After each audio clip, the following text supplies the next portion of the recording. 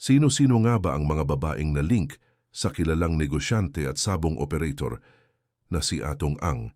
Marami ang nakakakilala sa kanya bilang isang maimpluwensyang personalidad sa larangan ng negosyo at sabungan. Pero mas lumakas ang usap-usapan tungkol sa kanya nang mapasama na ang pangalan niya sa ilang kontrobersyal na babae mula sa mundo ng showbiz.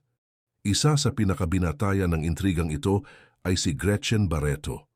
Totoo nga ba na siya ang pinakamalapit kay Atong? O baka naman si Nicole Barreto ang mas naging espesyal sa kanya? At paano rin nasangkot ang buong Barreto family sa isyung ito? Yan ang tatalakayin natin ngayon. Pero bago ang lahat, kung interesado ka sa mga kwentong tulad nito, huwag kalimutang i-like ang video. Malaking tulong ito para sa aming content creators. Maraming salamat po. Noong 2019 sa isang interview sa TV Patrol, diretsahang nilinaw ni Atong na wala silang romantic involvement ni Gretchen. Aniya, puro negosyo lamang ang koneksyon nila at kasama raw sa mga proyekto nila si Tony Boy Cojuangco, longtime partner ni Gretchen. Ayon pa sa kanya, malapit rin daw ang loob ng kanyang asawa kay Gretchen dahil sa kanilang naging samahan sa trabaho. Pero hindi napigilan ng publiko ang manghula. Kumalat kasi ang mga larawan nila ni Gretchen, magkahawak ng kamay sa eroplano at tila magkatabi pa sa pagtulog. Depensa ni Atong, kabutihang loob lang ang paghawak niya ng kamay ni Gretchen. Tungkol naman sa litrato na parang natutulog sila nang magkasama, sabi niya, normal lang ito sa magkaibigan na sanay ng magkasama sa biyahe. Ibinahagi rin niya na may kasunduan daw sina Gretchen at Tony Boy na hindi sila dapat magsabay sa flight bilang pag-iingat para sa anak nilang si Dominique. Kaya madalas na si Atong ang kasama ni Gretchen sa mga biyahe, bilang business partner at matalik na kaibigan. Ngunit uminit lalo ang issue ng maglabas ng salaysay si Marjorie Barreto. Sinasabing inagaw raw ni Gretchen si Atong Ang mula sa pamangkin nilang si Nicole. Sagot ni Gretchen, si Nicole daw ang unang umagaw kay Atong mula naman kay Claudine, isa pa nilang kapatid. Dito na tila naging isang real-life teleserye ang buong kwento ng pamilya. Noong 2020, namataan muli sina Atong at Gretchen sa Iloilo sa gitna ng pandemya. At sa 2021, naging usap-usapan ulit ang dalawa nang lumabas ang video ni Gretchen na nagpapakawala ng manok sa sabungan bilang miyembro ng Team Alpha ng Pitmasters Group, grupo kung saan kasama rin si Atong. Muling naging tampok sa headlines ang dalawa nitong June 2024 matapos silang mapiling principal sponsors sa isang kasal. Suot ni Gretchen ang isang eleganteng gown habang naka-black tuxedo si Atong.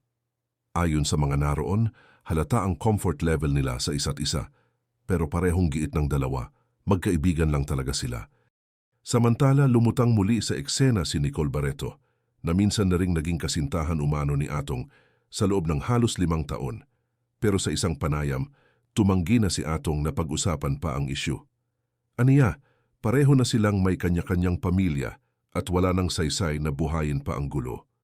Mas lalong naging komplikado ang lahat matapos ang burol ng ama ni Gretchen at Nicole. Ayon sa mga ulat, dumating si Atong kasama si Gretchen na siyang ikinagalit ni Nicole. May chismis pa na pinasabi raw ni Atong sa kanyang anak na paalisin sina Nicole at ang mga pinsan nito, dahilan para lalong masaktan si Nicole. Ipinagtanggol ni Marjorie si Nicole at nilinaw na hindi lang basta sekretarya si Nicole, kundi naging seryosong karelasyon ni Atong. Pero sa panig ni Atong, sinabi niya na kung walang totoong romantikong relasyon, hindi dapat matawag na girlfriend. Dagdag pa niya masaya na siya sa piling ng kanyang pamilya. Sa gitna ng mga bulungan at paratang, nanatiling tahimik si Nicole habang si Atong ay nanindigang walang espesyal na ugnayan sa kanila. Hindi rin ligtas sa usapin si Claudine Barreto, lalo na nang sabihing siya raw ang unang na-link kay Atong sa tulong ng kanilang ina na si Marichi. Sa likod ng mga revelasyong ito, nadamay pa si Angelica Panganiban nang umugong ang chismis na nagkaroon ng illicit affair si Claudine at si Martin Castro, na kaibigan ni Raymart Santiago at ex ni Angelica. Dahil dito, lalong naging magulo ang relasyon ng mga taong nasangkot. Ayon pa sa ulat, si Marichi ang nag-imbita kay Claudine sa isang kasino para personal na kausapin si Atong. Pero sabi ni Atong, hindi sila nagkita. Sa kabila nito, marami ang patuloy na nagdudugtong-dugtong ng mga pangyayari. Hindi rin nakaligtas sa issue si Christine Garcia, isang dating artista at anak ng sexy actress na si Vivian Lorraine. Noong 2019, isiniwalat ni Christine na may anak siya kay Atong. At nagsimula raw ang relasyon nila noong menor de edad pa siya. Aniya, ni minsan ay hindi sila sinuportahan ni Atong. Ngayon tahimik na ang buhay ni Christine sa Las Vegas, kasama ang asawa at mga anak. Ngunit muling nabuhay ang usapan nang banggitin niya ulit si Gretchen at Atong sa isang interview. Tinawag pa niya itong nakakahiya. Mabilis namang itinanggi ito ng kampo ni na Gretchen, Nicole at Marjorie. Si Atong naman ay legal na kasal kay Iris Ang, isang pribadong tao na mas piniling manatili sa likod ng spotlight.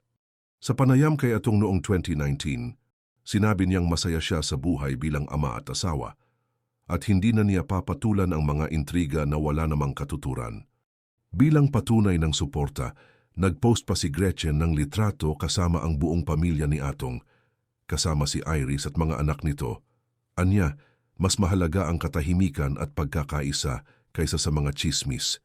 Ngunit habang nagsasara ang ilang kabanata, may bagong istorya na namang lumitaw. Ang ugnayan di umano ni Atong Ang at aktres na si Sunshine Cruz. Kumalat ang mga video kung saan makikita silang sweet sa mga sabungan at minsan pa raw naghalikan sa harap ng maraming tao. Sabi pa ng ilan, si Sunshine daw ang lucky charm ni Atong dahil panalo raw siya kapag kasama ito. Inamin ni Sunshine ang relasyon nila at ikinuwento pa kung paano siya niligawan ni Atong simula pa noong 2014. Tumigil lang ito noong nagkarelasyon siya kay Maki Matay. Pero pagkatapos ng kanilang hiwalayan, bumalik si Atong sa panunuyo at sa wakas, naging sila rin. Ngayon, masaya ang kanilang relasyon at tanggap ng pamilya ni Sunshine. Ayon sa kanya, hindi na niya iniinda ang mga isyu. Mas mahalaga raw na masaya sila at suportado ng mga mahal nila sa buhay. Sa dami ng pangalang nasangkot kay Atong Ang, hindi na madaling matukoy kung alin ang totoo at alin ang chismis. Pero isang bagay ang malinaw, lahat ng ito ay kwento ng mga desisyon, relasyon at pagkatao. At sa likod ng mga isyu, may mga leksyon tayong pwedeng matutunan. Ikaw, naranasan mo na bang madamay sa isyu kahit wala ka namang kinalaman? Kwento mo naman sa comment section sa baba. Hanggang dito na lamang, ingat po kayo palagi.